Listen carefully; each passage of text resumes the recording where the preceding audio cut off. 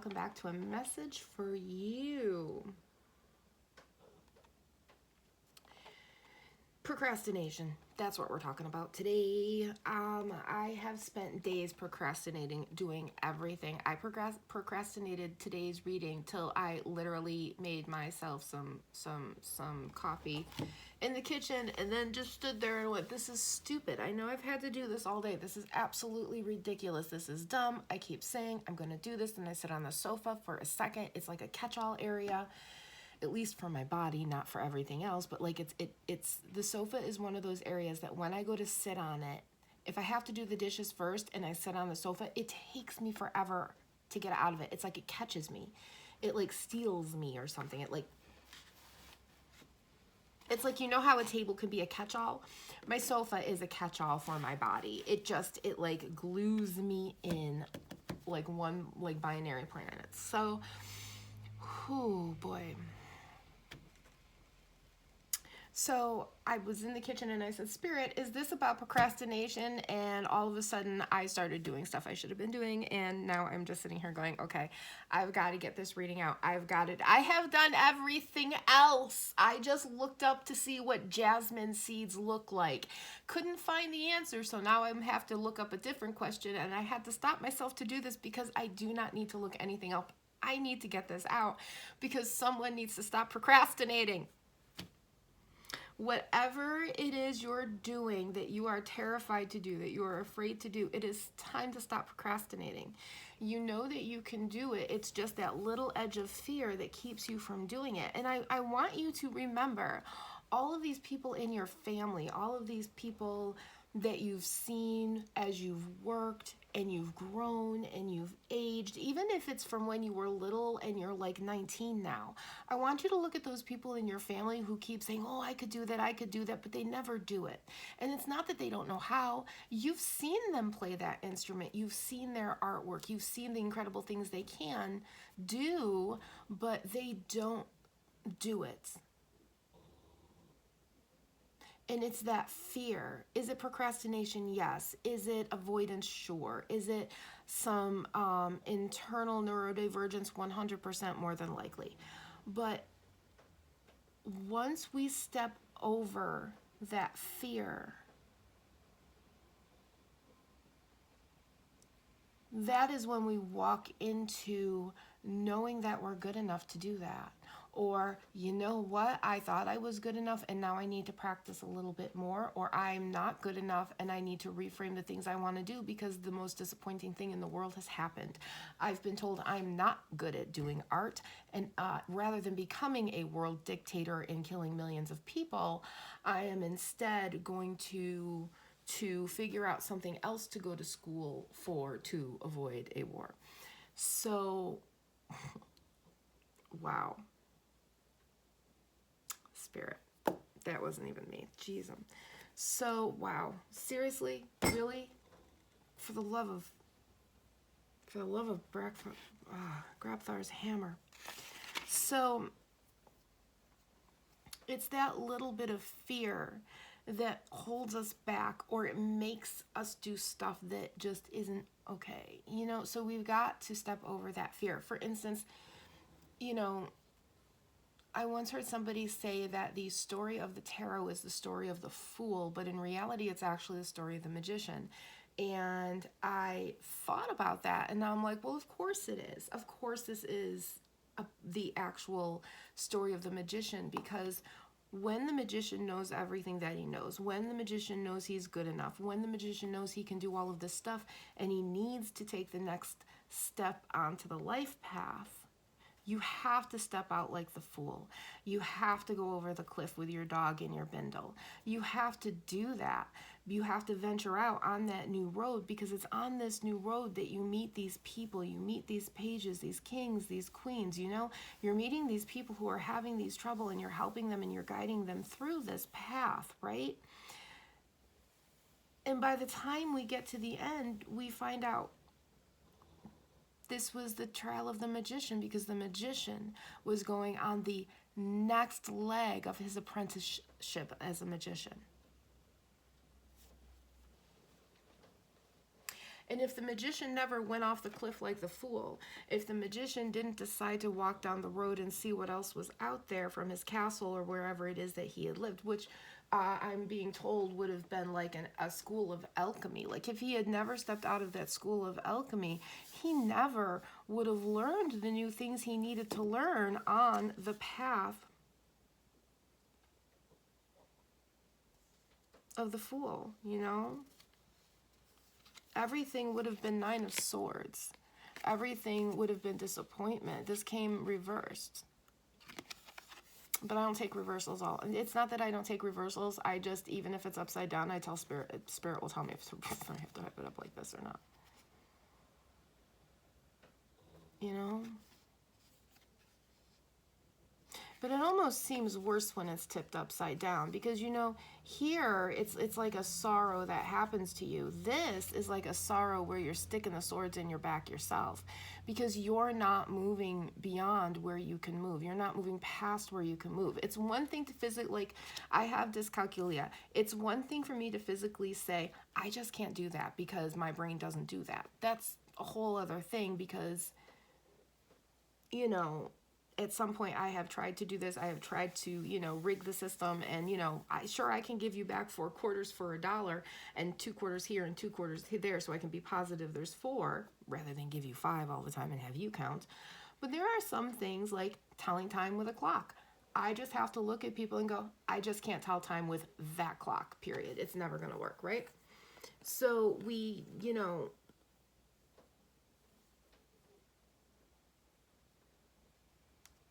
we have to know what we can and can't do, you know? If you know what you can do, then eventually these swords are going to come out of your back and you're going to recover. If you don't just try, you're going to stick the swords in your own back. You're going to stick them in your own back. You're going to stick your own sword in your own back. And why? Why would you backstab yourself? Why? Why? Yeah, exactly. Because when you do that, all you're doing is slowing yourself down. You know, this is not the part of the Chariot where everybody is active and moving. This is the part of the Chariot where these 2 guys, they're laying down. They're laying down. They're not doing anything, right? And this Chariot master is just sitting there, and he can't go any further forward because he's too afraid. He's too afraid to go over whatever that bump is. Now, I'm not saying jump off a bridge. I'm not saying, you know, oh, you must run out and do da-da-da-da-da-da. No, I'm saying get up and do the dishes. We're being practical here. We're not saying you have to jump out and go and get into high school or, you know, jump right into college. We're not sitting here saying you got to jump right in and get your GED. We're saying get up and do the dishes. If you want to get your GED, just look up how to get your GED. Read it, and then put it down, and get up and do your dishes. And I know sometimes it can be hard to get up and do your dishes, but one of the most beautiful things that you can do for yourself is fill your own dopamine receptors by doing that, because the self-pride of turning around and seeing your dishes done fills you with joy. And then later on, you can think about how, thank goodness I did these dishes now, because now I'm going to make dinner, and all I have to do before bed are the dinner dishes. And then before bed, when you say, oh, I don't want to, you say to yourself, but when you get up in the morning, won't it look great if the kitchen is done? And these couple of dishes are done. You don't have to put them away. You don't have to dry them. They can stay out. But then when you get up the next morning, there's no dishes to do. And your brain gets clear and you start moving forward. And then all of a sudden, this chariot's tipping upside down. These little puppies are moving and they're going off everywhere thinking of other things. Ooh, I got to sweep the floor now that I've done this. Also, my secret for going into other rooms to get stuff to bring back to the kitchen or any room in your house is the following. The minute you walk into the living room and pick that glass up and see that the pillows and everything else on the sofa needs to be rearranged, you go, nope. I'm going back to the kitchen, and you just start saying to yourself, I'm taking this back to the kitchen, I'm taking this back to the kitchen, and you go back to the kitchen, which will redirect your brain back to the dishes. You do all of that, and what happens is right after you're done, you remember, oh, I got to fix that in the living room. And because you're on a high, a dopamine high, you'll go in and clean your whole living room too. Nothing has to be perfect. My house is lived in. This is my desk. You know, but the divine is saying, get up and do something.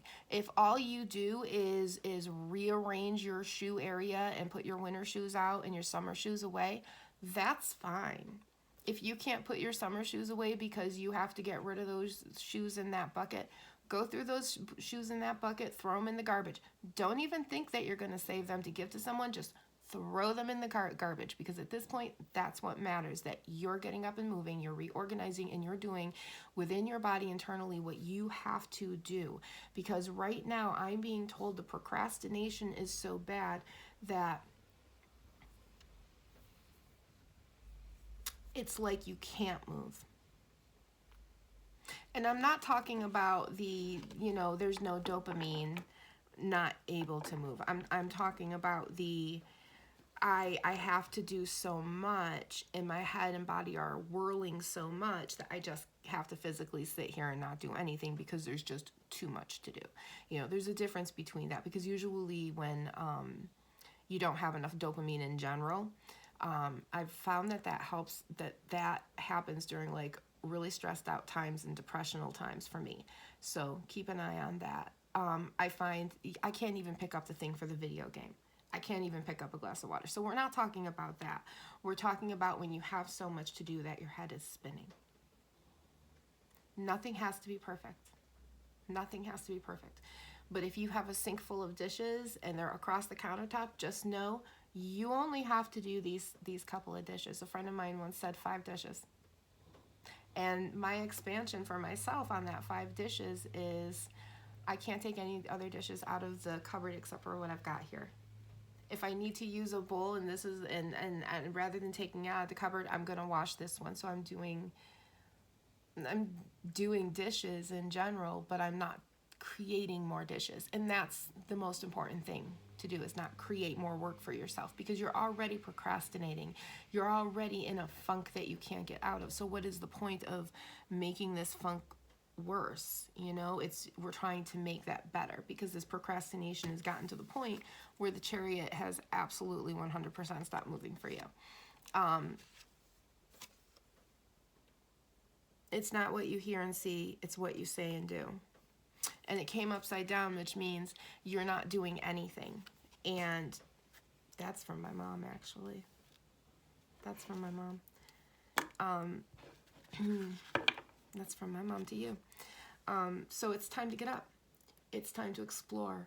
Even if what you're doing is getting up, changing your clothes, and moving to a different area on the sofa, or not going back to that spot where you know that you can rot before you do these things. If all you've gotten you is 5 dishes, if all you've gotten you is throwing, a load of laundry in and set the timer, and then the rule is when, and these are rules for you, because you're the only one who can give yourself rules, you're the only one who can obey the rules, and you're the only person who can be pissed off at yourself when you don't follow your own rules. Do you really want to be pissed off at yourself? Not really. So why not do it now and make you happy? Because you set that timer, and you might be in the middle of a video game, but the rule is it doesn't matter where we are now. We have to stop what we're doing because this timer went off. There is caveats for certain bosses, but even then I say no. You just have to get up and do it, because you shouldn't have started that game anyway.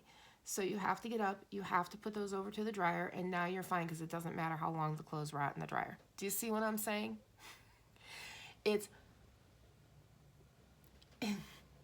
like circumventing your own procrastination, they just said. It's circumventing your own procrastination. So that is what my guides are telling me to tell you, is it's time to get up and stop procrastinating. It's time to get out of procrastination patrol and move forward, because until you start to put the reins in on yourself, in your horses, you're not going to move forward in the way that you want to. And I'm being told you don't want to get stuck where at 1444 on the timer. You do not want to get stuck where you are, because where you are means that you don't put that foot over that rock that will bring you forward to the next part of your adventure. Remember, if the fool doesn't fall off the cliff, the magician never leaves the alchemy school. He never learns the next part of his magic. He never learns how to get to the next alchemy school so he can expand his knowledge, because from one alchemy school to the other, there's a whole civilization that he has to learn from. And then when he gets to the next alchemy school, he's got more knowledge for when he gets there. He's stronger just by choosing to do something that is a little bit hard, whether it is filling out that application for a new job, whether it is, going for that higher position, whether it's for, just getting up to do your bed, making your bed, or whatever it is that you need it to be, that.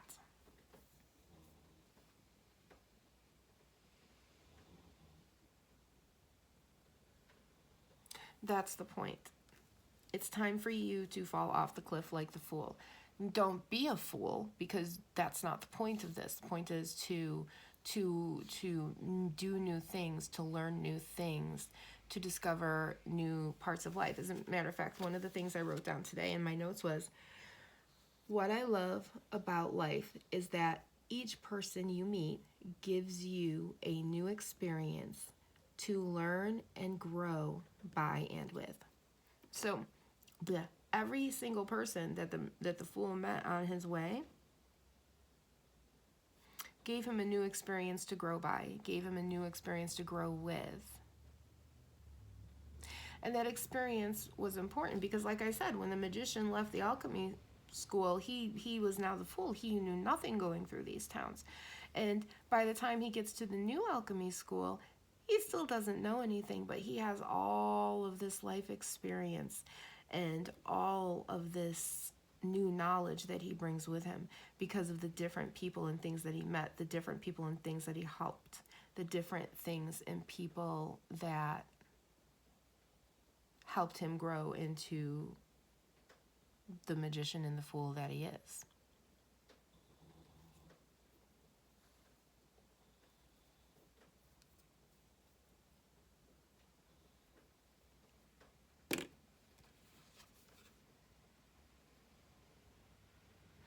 Get out your thesaurus and learn other words. Okay, there you go. It's time to get out of your comfort zone and learn new things. It's time to learn new words, new adventures, new actions, better actions, kinder actions. Anyway, I think I'm going to leave it here. You're welcome. Be good, behave, be happy, be yourself, be kind always. Don't forget to like and subscribe. And I